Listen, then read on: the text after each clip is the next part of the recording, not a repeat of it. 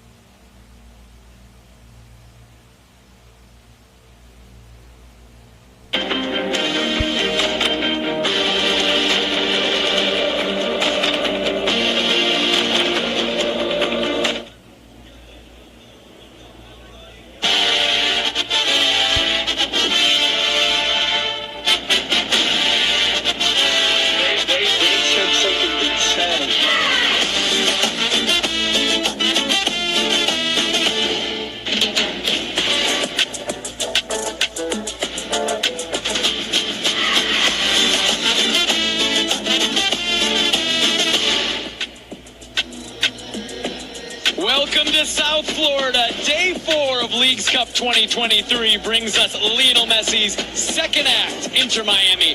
A chance for advancement to the Leagues Cup knockout round a chance to win their group tonight as well as they host Atlanta United. Good evening from Driving Stadium alongside Taylor Twellman. I'm Jake Zivin. It has been said many times, Friday night was like a movie. Lionel Messi delivering exactly as the script writers would have wanted. Well, Taylor, that makes tonight the sequel. Sequels can be tricky. They can be difficult. How does this sequel go down? Well, let's hope it's more Godfather than Dumb and Dumber. But in all seriousness, Jake, I was always more intrigued about the second game because the occasion, the spectacle, that's all over with. Now the meat and potatoes comes for Jorge Mas and David Beckham's project here in Miami. What would it look like when Messi and Busquets start? We get that opportunity tonight. These are the players to watch presented by Geico, proud partner of Leagues Cup. No doubt about it, Taylor, Lionel Messi. Yeah, and a moment that will be played for my entire lifetime. 94th minute, game tied 1-1 in the final kick. Who delivers?